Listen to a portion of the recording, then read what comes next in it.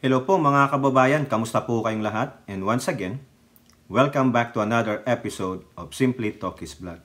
Pag-usapan natin mga kababayan ay ito pa rin si inyong BP Sara Tamilmil Pusit Duterte Carpio. Kasi po, meron pong humahamon sa kanya ang kamera at ganun din po, tatanungin lang natin, tayo po'y magtatanong lamang kung ito pang inyong bising pusit ay purong Pilipino nga ba? Kasi po, base po doon sa kanyang mga aksyon, pananalita, no? Yung mga binitawan niyang masasamang salita at karimari-marim ay pawang hindi mga ugaling Pilipino.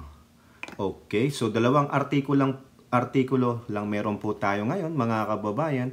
At bago tayo magpatuloy, tayo po ay magbibigay pugay sa lahat ng ating channel members, followers, subscribers, nagla-like at nagsishare ng ating mga videos, sa mga nagbi-video replay, nagsishare ng kanilang blessings, sa mga nakakasama natin sa ating video premiere or live stream, at ganun din po special shoutout sa lahat ng ating OFWs, men and women in uniform, mga frontliners at mga guro. At ganun din po, maraming salamat po sa patuloy niyong pagtangkilik at pagsubaybay at pagsuporta sa ating mumunting channel. So, umpisa na po natin to mga kababayan para hindi po tayo mapahaba. Unahin natin itong artikulo sa Manila Bulletin. Sabi po dito, BP Sara dared to take oath in House Inquiry, address controversy. Kasi po, kaya po ito nasabi ng mga mambabatas. Kasi po, yung pong ginawa niyang press con, no? Ang akala natin, ang press con niya ay sasagutin niya yung House Inquiry tungkol sa kanyang mga budget, lalong-lalo na sa controversial fund noong 2022, na kung saan siya po ay mahilig mahilig sa numero 11. Kasi po, magkatunog, di ba? Onsehan, 11, ganun, no? So sa numerong 11, gumastos po siya ng 125 million pesos ng kanyang controversial fund. And the same time, yung pong 16 million na ginastos lamang sa mga 34 na safe houses at yung 15 million na di umano ay ibinigay po sa AFP para sa kanilang youth leadership seminar. Pero yung pala ay hindi naman po natanggap di umano ng mga nandoon sa training na yon. So kumbaga, mukhang may anomalyang naganap sa paglustay ng 15 million at 16 million. Ang sagot lang dyan ng inyong napakagaling na Vice Presidente na nagnanais tanggalin ang ulo ng ating Pangulo, no? At kung ano-ano pang mga masasamang salita ang binitawan, lalong-lalo na binaboy ang labi, no, ng ating dating Pangulong Ferdinand Edralin Marcos Sr. Sabi niya, ang gobyerno naman daw ay gumagastos ng milyon-milyong pera kada isang araw. Pero ang tanong dito, yung pamamaraan mo ng paglustay ng pera ay questionable. Lalong-lalo na doon sa dalawang nabanggit. Yung 16 million sa 34 safe houses at 15 million sa di umano pagbibigay sa Youth Leadership Seminar ng AFP. Biruin nyo, isang safe house, nagbayad sila ng 250,000 for 1 day, 1 million for 4 days. Anong ginawa nyo dun sa safe house? 45,000 sa isang safe house, no? 16 million sa loob ng 34 safe houses. Grabe po talaga maglustay ng pera ang inyong BP Sarang Pusit dahil hindi naman po niya yung pera. Wala po siyang pakialam dahil pera po ng taong bayan yan. Lalong-lalo na ang mga remittances ng OFW. Ang pagbayad ng mamahaling mga taxes, no? Tapos sisigaw siya ng ang problema ng ating bansa ay kahirapan at kagutuman. O ayun, nilustay mo ang ilan? 31 million kung pagsasamahin yun. At iba pa, 125 nga mga kababayan. So dito, kaya to sinabi ng House, no, ng mga mambabatas dito, Iba ang sinagot niya mga kababayan eh. Imbis na sagutin niya yung mga natagpuan dun sa hearing, binanata niya ang ating Pangulo at ang pamilyang Marcoses. Di po ba? Kaya sabi dito, na hinahamon siya. Hinahamon siya. Kung matapang ka, Sara Duterte, na siyang ipinoportray mo dyan sa press con mo, yung mga action mo na parang gusto mo talagang tanggalin ang ulo ng Pangulong Bongbong Marcos, gusto mong kung ano man ang iyong sabihin, pumunta ka sa House Inquiry, take an oath. Ay address mo lahat ng controversies, no? So, ito po yung sinabi ng mga mambabatas na naghahamon sa kanya. Sabi po dito, testify under oath and directly address the alleged misuse of millions worth of confidential and intelligence fund. Several ranking members of the House of Representatives issued this challenge to Vice President Sara Pusit Duterte on Saturday. And amid what they called her latest attempt to divert from these controversies. So yung ginawa niyang press con, ang bumili lamang nung lemonade na gusto niyang itinda ay yung mga naniniwala sa kanya, yung mga minions niya, no? Yung mga katulad nilang mga demonyo at demonyita. Sharing this sentiment were Deputy Majority Leader Tingog Party List Jude Asidre, Assistant Majority Leader La Union 1st District Representative Paulo Ortega, and Assistant Majority Leader Nueva Ecija 1st Representative Mika Swansing. Sabi po ni Asidre, this is a clear misuse of public funds. The Vice President claimed her office spent millions on activities already fully funded by the military. Yun nga po yung 15 million. Why lie about where the money went? We need to know what the OBP did with these funds. Kaya nga sabi daw, binigay daw sa mga informers. O nasaan yun? Nanghingi kayo ng certification, tapos ginamit nyo yung Youth Leadership Program. Sabi nyo, eto, nandito yung 15 million. Yung sabi ng isang general, wala po kami natanggap Funded na po yan Yung iba po dyan na attendees, 40 po. In-sponsoran ng mga LGUs nila. Saan napunta yung 15 million? Hindi niya mapailiwanag. Pero gumagawa siya ng press ko nang tinitira niya si Speaker at si PBBM. Diba? It was learned during Thursday hearing of the House Committee on Good Governance that the Department of Education, yung DepEd naman, had falsely claimed to the Commission on Audit that it used 15 million of its CIFs in connection with 8th Youth Leadership Summit. Apparently, it was the AFP and the LGUs that shouldered, sila po, ang gumastos most of the expenses for the YLS in 2023, despite DepEd's claim that its CIFs were used at that time. Duterte was still the DepEd secretary. Asidre said that Duterte's use of the AFP certification to justify her office spending misguided o misled auditors and the public. This is not just about accounting errors. This is deception. Pandaraya po, panggugulang. Diba? Using the military to cover up the improper use of confidential funds is an egregious act. Kaya nga, gamit na gamit nila ang pulis, gamit na gamit nila ang AFP. Yan po ang tatak Duterte.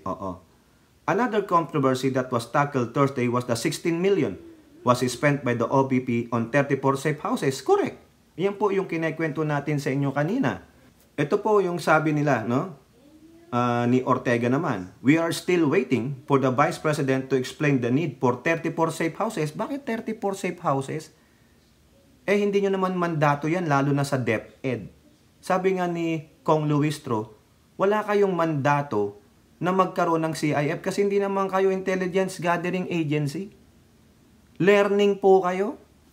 Tapos sa OBP, mandato mo yan? Gumawa ng intelligence, confidential, mag-safe houses? Ano meron? Diba? In less than 2 weeks. The public has a right to know why 16 million of their money was spent so dubiously. The La Union solo noted that Duterte's failure to provide transparent answers about these safe houses and the misrepresentation of DepEd CIF utilization only raises more eyebrows. Ayan. Wala Patuloy siyang tumatakas, mga kababayan. itong inyong VP Sara Pusit, patuloy na tumatakas. No? Tapos sabi niya, huhukayin niya. O ayan, huhukayin niya daw si Apolacay. Sinisimulan niya na po. O. Ayan, yung mga memes na yan, ha? Tingnan ninyo. Grabe yung ano na yan, yung pusit na yan. Napakasalaula, walang galang. Oo. Sabi niya pa, drag me to hell. O ayan, o. O, inaantay ka na doon. Oo, bubulsitin ka namin para Satan will drag you to hell. Kunin ka na. O, ayan pa. O, nag-Mona Lisa na po siya. O, ayan. Ayan, mga kababayan. O, damo na pusit. Di po ba? O, nakakahiya po, mga kababayan. O, idagdag pa natin to. He reiterated the need for her to testify under oath in the next hearing and come clean about these expenditures. Do you think kakasadyan si Duterte?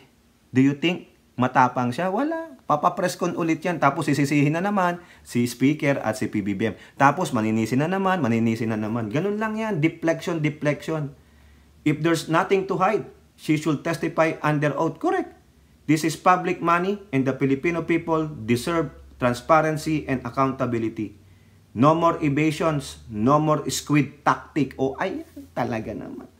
For Swan Singh, si Representative Mika Sanswing, the ongoing investigations regarding the alleged misuse of OBP and DepEd funds under Duterte puts the Vice President leadership into question. Remember, sabi ni POA, ang tanging may control lang sa pera ng CIF sa DepEd ay si Duterte. So therefore, command responsibility ka. No? Saan mo dinala ang pera niyan? Ang laking pera po.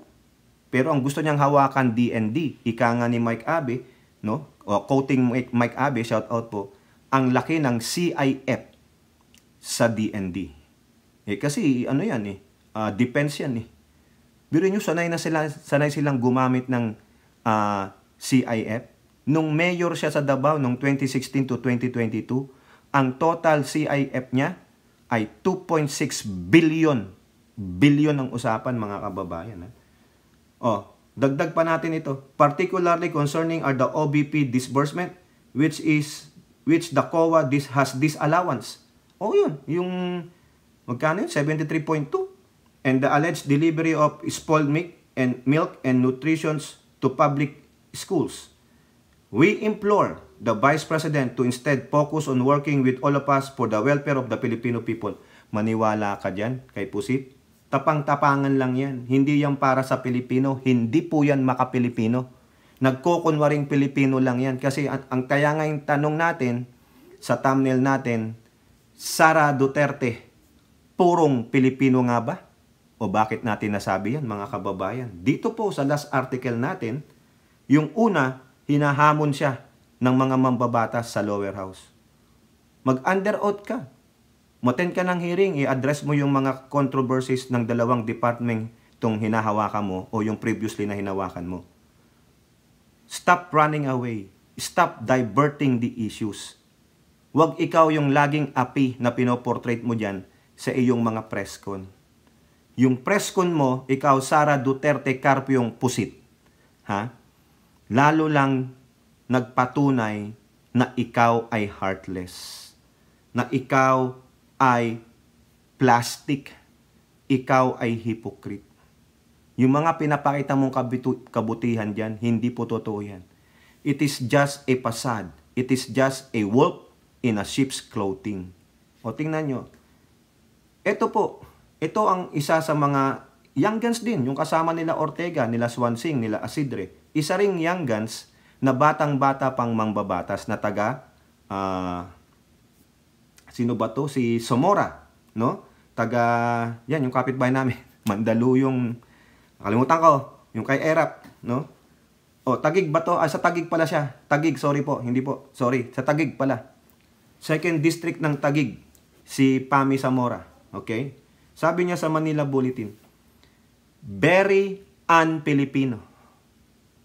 Yung sinabi ni Sara Pusit tungkol kay Apolacay ay hindi isang tatak Pilipino. Very un-Filipino. Tayo nga, tuwing may Day of the Dead tayo, nire-respeto natin sila. Day of the Soul, nire-respeto pa rin, maski napatay na sila. Kasi ganun po ang itinuro sa ating kultura.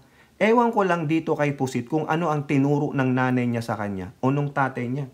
Kaya nga ang tanong natin sa kanya, Bising Pusit, purong Pilipino nga ba?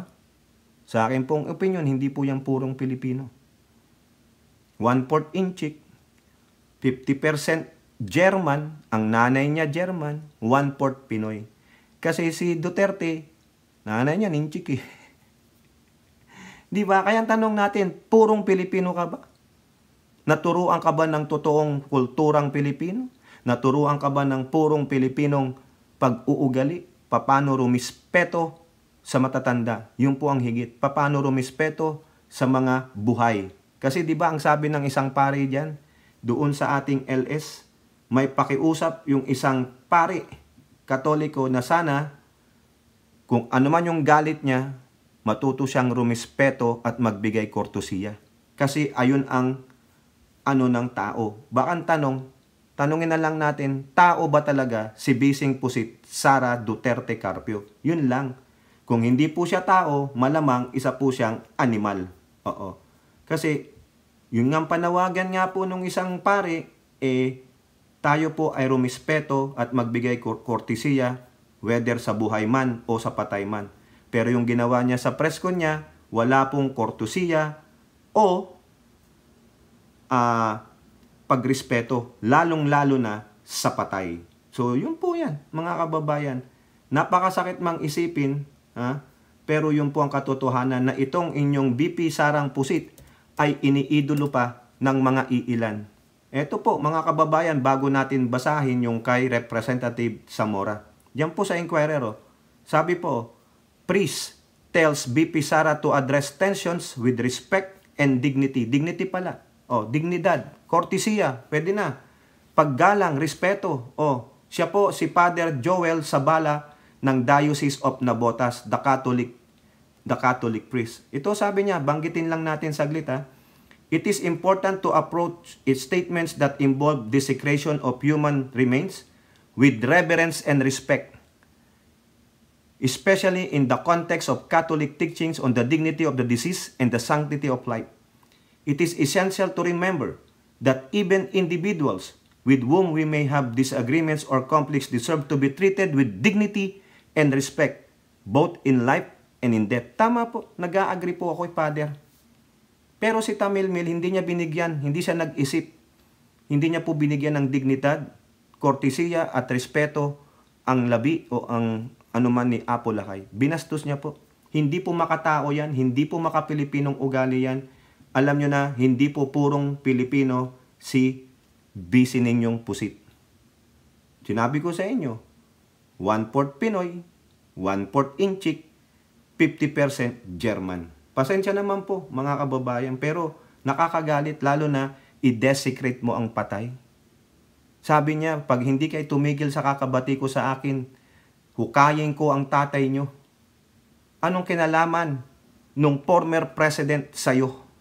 Anong ginawang masama nung former president sa'yo?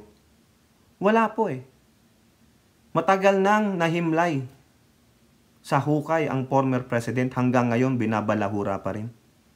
Mahiya naman kayo. Uminom ka ba ng lemonade ni Kiko Pangilinan? Nabatikos ng gusto dyan si Kiko Pangilinan. Isa sa mga may balat sa kanyang karir yan. Hanggang ngayon, ikaw ganun pa rin, pero mas matindi ka.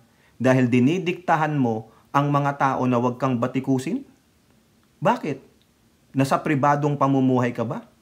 Tandaan mo, nasa public ka, public servant ka. Pumayag ka na ilantad ang buhay mo. Yung kalitliitang issue sa'yo, lalabas at maaring mapalaki. Pero ikaw ang sinasabi mo, pag hindi kayo tumigil sa kakakabatiko sa akin, huhukayin ko ang tatay mo. Sino ba ang unang nambatikos? Sino ang unang sumira? Di ba ang pamilya mo? Di po ba? Tama, mali. Mamaya, may isisingit tayo ditong quote card, no? Ang sabi dito ni Congressman Zamora, very un-Filipino. Opo, hindi po purong Pilipino ang inyong vice presidente. Dapat nga, tignan yan Baka meron pang dual citizen yan no? Kong Zamora, Islam's VP Duterte's threat to dig up Marcos Sr.'s remain. Correct. Akala mo makakalusot ka? Hindi.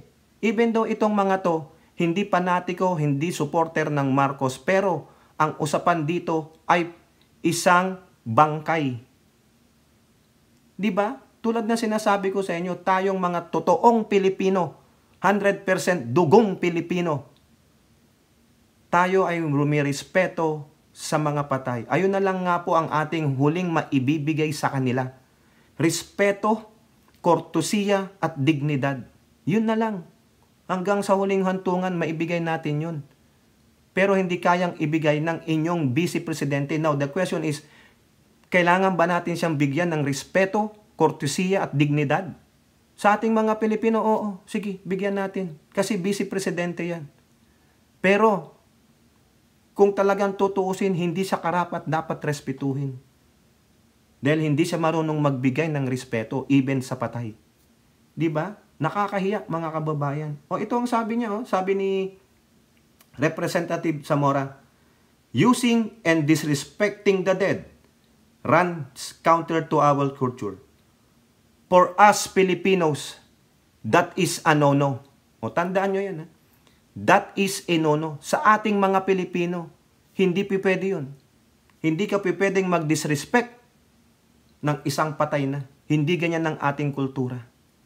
Pero ang tanong, Pilipino nga ba si Sara Duterte o si Sara Zimmerman Duterte Carpio? Purong Pilipino ba siya? Naituro ba yan sa kanya ng mga magulang niya? Ano ang sabi ng nanay niya? Pinatunayan niya, heartless siya. Mismong magulang nang nagsabi na ang anak nilang si Sara Zimmerman Duterte ay isang heartless na individual. Sinabi niya rin yan noon na wala na siyang emosyon, wala na siyang pakiramdam, hindi siya nakakaramdam ng emosyon. So ano ka? May sakit ka. Kung hindi ka marunong makaramdam ng emosyon, kung may umiiyak, hindi ka makidalamhati, may problema ka. Kung may natutuwa, nagsasaya, ikaw ay nalulungkot, may problema ka. Dapat talaga ipa-psychiatrist test yan. Tandaan nyo, for us Filipino, that is a no-no. So yung ginawa niya, sinabi niya, ninilantad niya, hayop siya. Ngayon, pwede bang sisihin si Amy doon? Sa palagay ko, itinago ni Amy yan, kasi matagal na po eh. Sabi niya, nandun sa GC namin, ha? Hanggang ngayon, di siya sumasagot. Ibig sabihin, matagal na. Ibig sabihin, ayaw na lang ipaalam ni Amy sa buong Pilipinas, sa buong Pilipino, sa sambayan ng Pilipino, kung gaano kasalaula ang ugali ni Pusit. Pinoprotektahan pa rin ni Amy ang kanyang kaibigan para hindi masira ang imahe. Kaso, itong si Pusit, na siyang ugaling Pusit ang mismong sumira at naglabas ng tunay niyang ugali. Napakasama. Napakaburak ng ugali mo. Malamang yan, siyempre, saan niya nakuha ang genes niya? Eh, sino bang mga magulang niya? Isang Chinese, isang German. Sa sama ng ugali. Spoiled brat pa ang pinalaki ninyong anak na babae.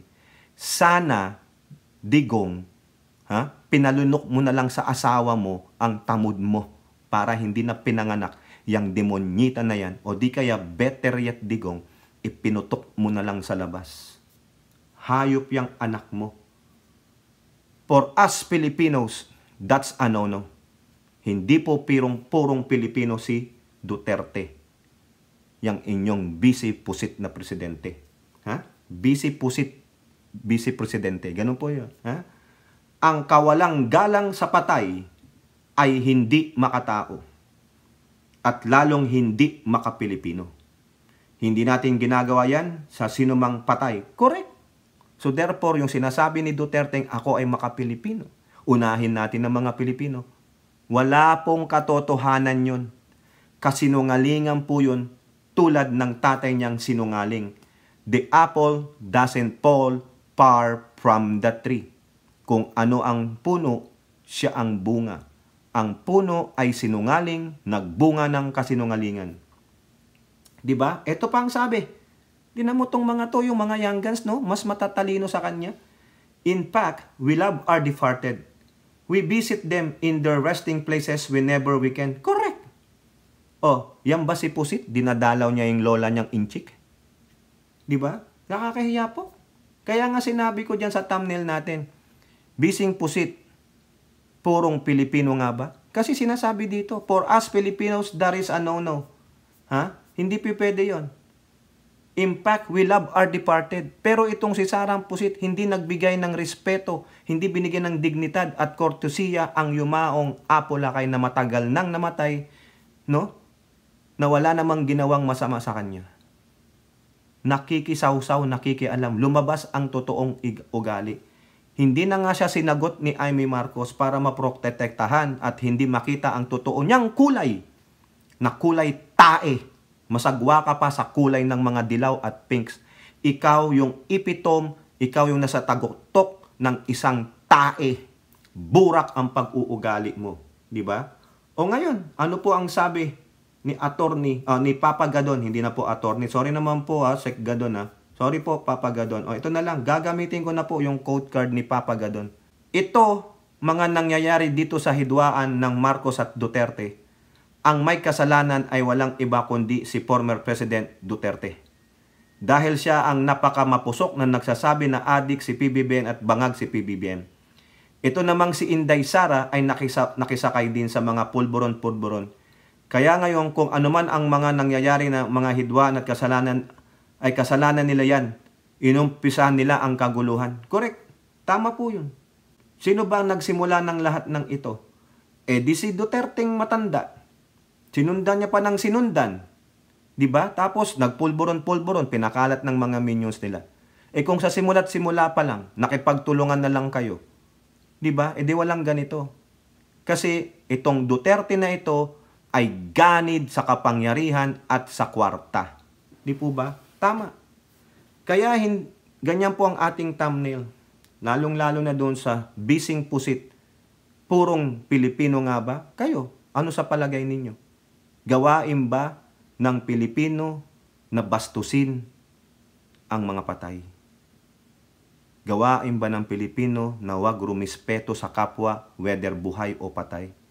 Gawain ba ng Pilipino na hindi bigyan ng dignidad ang mga namatay?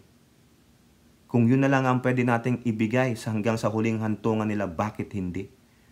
Bakit yun hindi magawa ni Pusit? Kaya duda ako sa mga pagpunta-punta niya sa mga namamatay na mga sundalo at mga ibang political personalities. Yung pag-attend-attend niya, siguro nakita niyo yan. Kaplastikan po yun. Hindi po totoong nakikirama yun. Baka tuwang-tuwa pa siya. Diba? Kayo po, ano pong inyong masasabi? Comment down below and don't forget to like and share. Hope to see you in our next videos. Bye-bye. God bless.